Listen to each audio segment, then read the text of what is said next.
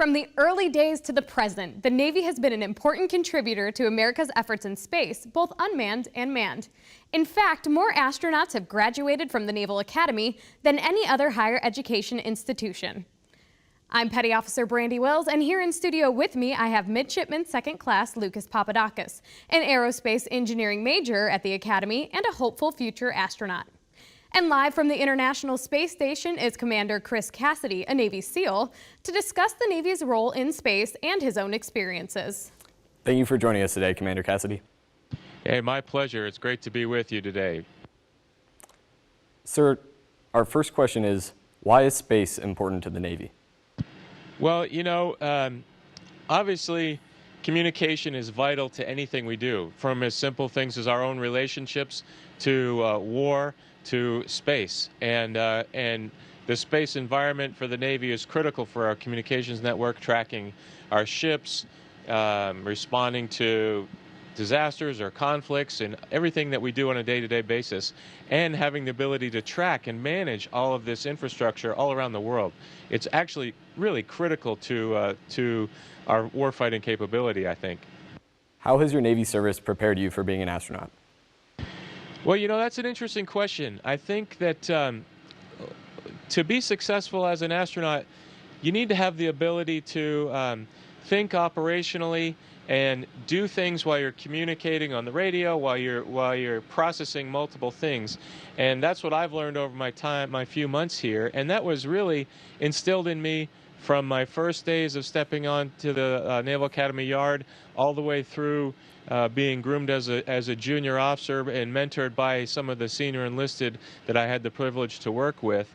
And just really the fundamental things of what we need our Navy warfighters, our military warfighters to do, translates exactly to life in space. It's an operational environment. We're doing things that we can get us hurt or hurt the equipment that we're working with. Neither one of those are good, and it's that innate sense of how to do that, I think, is instilled in every one of us that joins the service.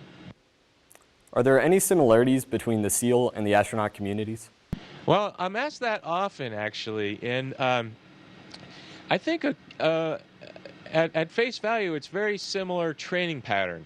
In the SEAL teams, much like the rest of the Navy, on a typical pre-deployment workup, you'll go together with some basic unit level training, and then as you get more proficient, you'll start integrating with other units until you prepare for your final exercises prior to deployment. And we have a very similar pattern here in the training for space. At the beginning of being assigned to a space mission, you train up on individual systems, just you and an instructor learning the wiring diagrams and how the system works, and then you build up to an integrated simulation environment where you're working with other crew members from other countries and on multiple systems at the same time, all that culminates with some exams prior to launch, and we go on our mission. We're up here for 6 months, just like on a Navy deployment is typically 6 months. So that training pattern is very similar. And then the other thing is my SEAL team life was much more physical, and we do exercise quite a bit up here in space. It's essential, but I think I find myself it's more of an academic environment in the qualification process to be assigned to a flight here at NASA.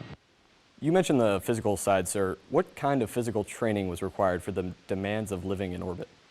Well, it's interesting. We work out pretty regularly on the Earth, but everybody has busy schedules, just like everybody else when we're training up for a mission. But when we get to space, it's not just a matter of what our desire to work out. It's essential. We have to do it. If we did not exercise, our bones would think, I have nothing to do. I can relax. I can atrophy. I don't have to carry a load, and our bone density would constantly fall off, much like an elderly person with osteoporosis. And the only way to really combat that is resistive exercise, weightlifting type strength training on the large muscles, your legs, lower body, and back. And that's what we concentrate on. We do a lot of squats and deadlifts and that sort of thing to keep our mostly our legs and our hips healthy. That's absolutely critical. We also have a bike and a treadmill that we use as well, but that's just to maintain our cardiovascular health. The real true criticality is keeping our bones healthy. Why do you think the Naval Academy has produced more astronauts than any other higher education institution?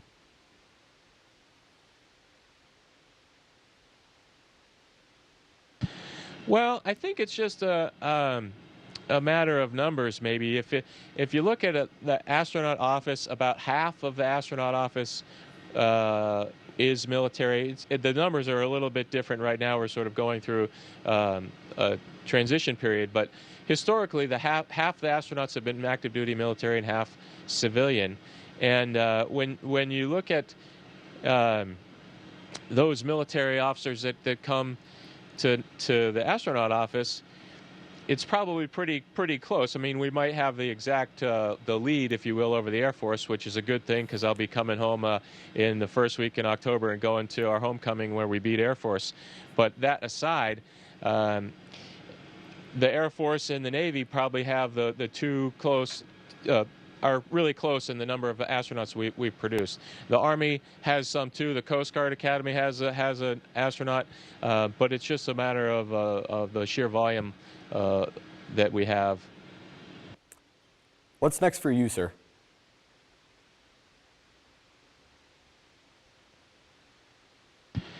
What's next for me? Well,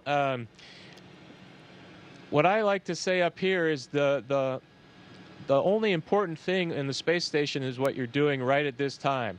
Because anything else we can screw up and cause damage to the vehicle or worse to ourselves. So what's next for me is to make sure that I keep this place safe and running ship shape until it's time for me to leave. After that, when I come home in September, I will go through about a 2-month rehabilitation period, get myself healthy, make sure and close out all the experiments that we have ongoing on ourselves, and then do a little bit of public relations things as I prepare for either my next assignment as a space flyer, but probably I will just work in the astronaut office supporting other ongoing missions and my friends that have the privilege of coming up here.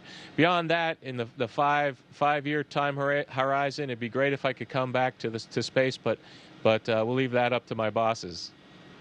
Thank you for your time, Commander Cassidy. We'll have more on the Navy's role in space in the coming weeks. From the Defense Media Activities Studios, thanks for joining us today.